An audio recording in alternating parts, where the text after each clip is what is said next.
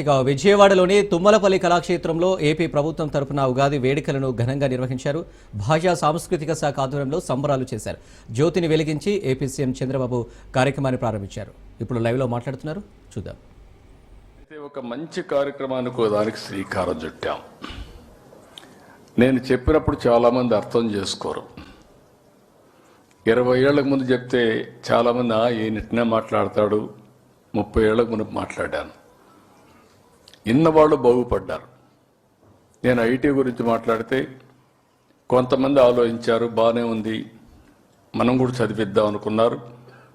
చదివించిన వాళ్ళ పిల్లలు వివిధ దేశాల్లో ఉంటూ వాళ్ళు డబ్బులు పంపిస్తే ఇక్కడ హ్యాపీగా పేరెంట్స్ అంతా కారులు పెట్టుకొని మెరుగైన జీవన ప్రమాణాలతో బతికే పరిస్థితికి వచ్చారు. ఆ రోజు హైటెక్ సిటీ కట్టా.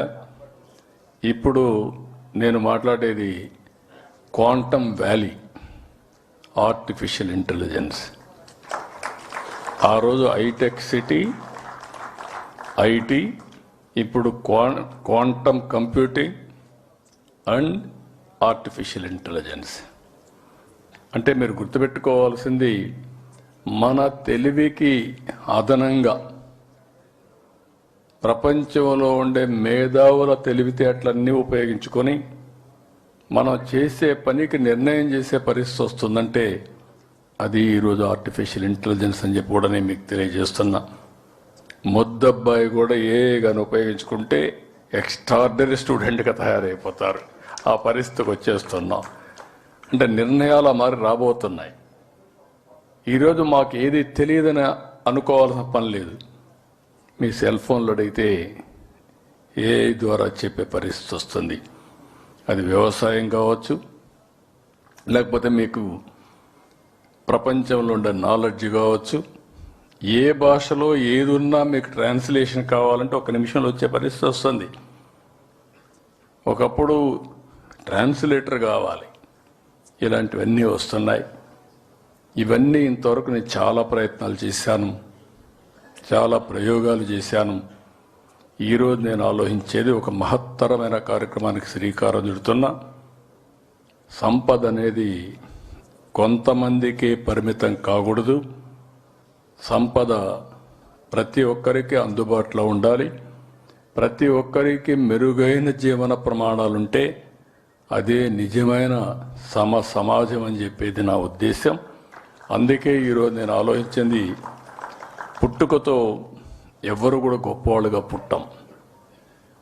ఒక ఎన్టీఆర్ని తీసుకున్నాం, ఒక మహాత్మా గాంధీని తీసుకున్నాం, ఒక అంబేద్కర్ని తీసుకున్నాం. ఎవరైనా సరే పుట్టినప్పుడు చిన్నగానే పుడతారు. ఒక్కొక్క అంచెలంచెలుగా వాళ్ళు అంది వచ్చిన అవకాశాలు ఉపయోగించుకుంటే అచంచలమైన వ్యక్తులుగా తయారవుతారు. ఈరోజు మీరు చూస్తే ఒక్కొక్కసారి ఇలాంటి యుగ పురుషులకు కూడా ఆ సమయంలో అండగా నిలిచినటువంటి వ్యక్తులు ఉంటారు. ఈ విషయం మీరు గుర్తుపెట్టుకోవాలి. అందుకే నేను ఒక కార్యక్రమానికి శ్రీకారం చుడుతున్నా. మార్గదర్శి బంగారు కుటుంబం, P4 జీరో పావర్టీ. ఈరోజు సంపద సృష్టిస్తున్నాం. భారతీయులు ప్రపంచం మొత్తం 2047కి నెంబర్ 1 కమ్యూనిటీగా ఉంటారు. హైయెస్ట్ ఇన్ఫ్లుయెన్షియలే కాదు, ఆదాయంలో నెంబర్ 1గా ఉంటారు ప్రపంచం మొత్తం. అమెరికాకి వెళ్ళండి, ఆస్ట్రేలియాకి వెళ్ళండి, ఇంగ్లాండ్కి వెళ్ళండి, జర్మనీకి వెళ్ళండి, కడాన జపాన్కి వెళ్ళండి. హైయెస్ట్ డబ్బులు సంపాదించే తెలివితేటలుండే ఏకైక జాతి భారతీయులని చెప్పి కూడా నేను మీకు తెలియజేస్తున్నా. అందులో నా స్వార్థం 30% తెలుగు వాళ్ళు ఉండాలని. అది నా కోరిక, నా ఆకాంక్ష. దానికోసం నేను పనిచేస్తున్నా. అదే సమయంలో ఆర్థిక సంస్కరణలు వచ్చాయి. నేను ఆ రోజు ఆర్థిక సంస్కరణలు అందిపుచ్చుకున్నాను. అనేక విషయాల్లో ముందుకు పోయాం. సంపద వస్తూ ఉంది. సంపద వల్ల మనకు కూడా ఇప్పుడు మీరు నేషనల్ హైవేలో వస్తున్నారు. ఒకప్పుడు రోడ్లు బాగుండేటి కాదు. ఈరోజు రోడ్లన్నీ బాగున్నాయంటే దానికి కారణం ప్రైవేటు వ్యక్తులు ఆ రోడ్లు వేస్తున్నారు, యూజర్ ఛార్జెస్ పే చేస్తున్నాం. దీనివల్ల మన ఆరోగ్యం బాగుంది. అంత మునుపు అయితే నేను చాలాసార్లు చెప్పేవాడిని, మొన్నటి వరకు మన రోడ్లు అట్నే ఉన్నాయి గ్రామీణ ప్రాంతాల్లో. అసెంబ్లీలో మేము ఉపన్యాసాలు ఇచ్చేవాళ్ళం. పలాని రోడ్లో ఆడబిడ్డ ఎవరైనా డెలివరీ తీసుకపోతే హాస్పిటల్ తీసుకుపోయే మునిపే డెలివరీ అయిపోతుంది, అలాంటి రోడ్లు ఉన్నాయని చెప్పి ఉపన్యాసాలు ఇచ్చేవాళ్ళం.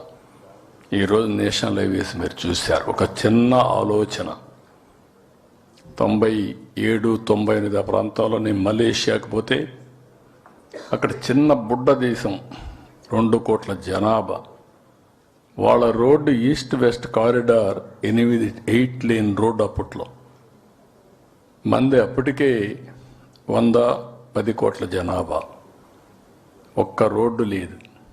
అప్పుడు ప్రధానమంత్రి గారు చెప్తే ఎట్లా చేయాలంటే ఒక్క రోడ్డు వేసి చూపిస్తా మీరు చూడమని, నెల్లూరు నుంచి చెన్నై వరకు ఫస్ట్ రోడ్డు ప్రైవేట్ సెక్టర్లో మలేషియన్ కంపెనీ వేస్తే అక్కడి నుంచి ప్రారంభించి దేశం మొత్తం ఏది గోల్డెన్ క్వాడ్రిలేటరల్ రోడ్డు 5 ఏళ్లలో పూర్తయింది. శాశ్వతంగా ఆనాటి ప్రధానమంత్రి వాజ్పేయి గారిని గుర్తుపెట్టుకుంటాం. ఇది ఒక చరిత్ర. ఇలాంటి చాలా కార్యక్రమాలు జరిగాయి.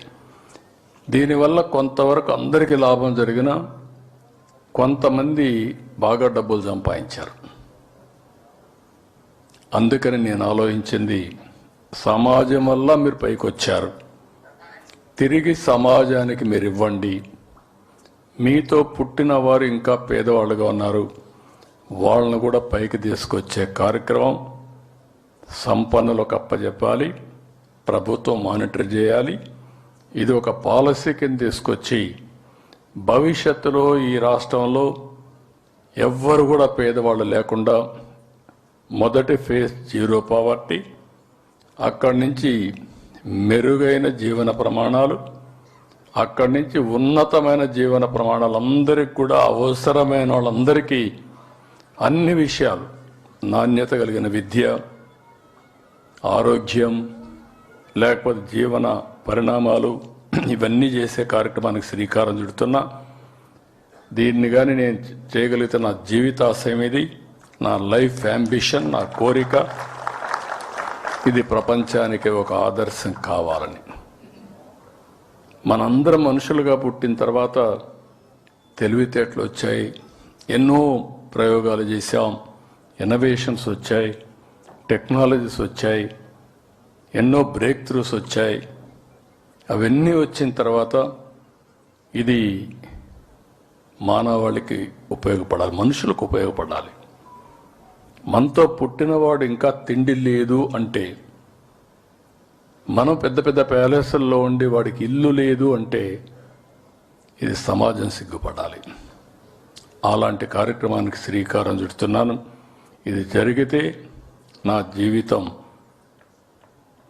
నా జన్మ చరితార్థం అని చెప్పి మనస్ఫూర్తిగా ఆకాంక్షిస్తున్నాను. కొన్ని పనులు కొన్ని సమయాల్లో చేస్తూ ఉంటాం. ఆ సమయాలను లాజికల్గా తీసిపోయే పరిస్థితి రావాలి. ఒకప్పుడు ఇవన్నీ మాట్లాడితే ఊహాజనితంగా ఉండేటివి. ఇప్పుడు ఈ విషయాలు చేయడానికి అవకాశాలు వచ్చాయి. డబ్బులున్నాయి, టెక్నాలజీ ఉంది, ప్లానింగ్ చేయొచ్చు.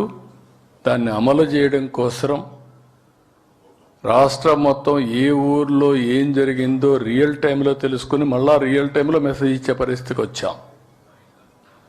ఇది ఒక మాటలో చెప్పాలంటే ఇన్స్పైరింగ్ టైం.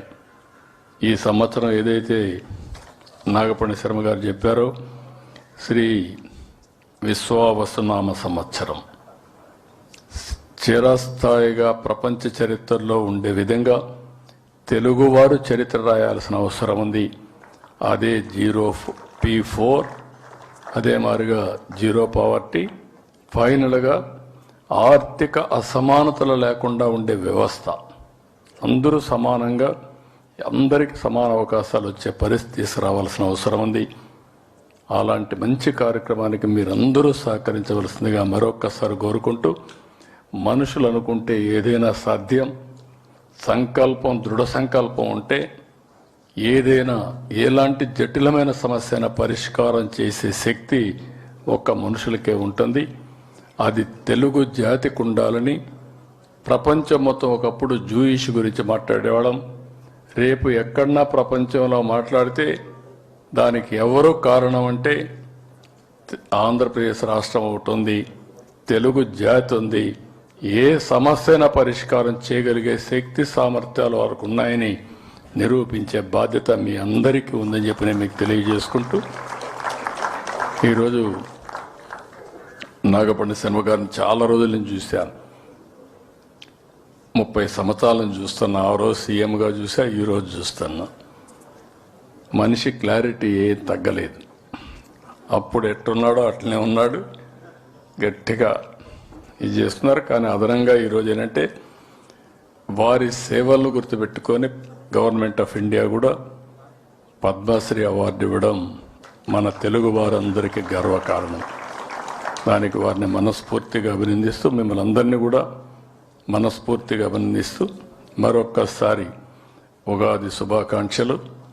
ఇప్పుడే 6 రకాల రుచులైనటువంటి ఉగాది పచ్చడి చూసాం. ఈ పచ్చడి గుర్తుపెట్టుకొని అదృష్టం వస్తే ఎగిరిపడద్దండి, కష్టం వస్తే కుంగిపోవద్దండి. సమర్థవంతంగా ధీటుగా పనిచేయండి. ప్రతి ఒక్క సమస్యకు కూడా మెరుగైన ఆలోచనలు ఉంటాయి.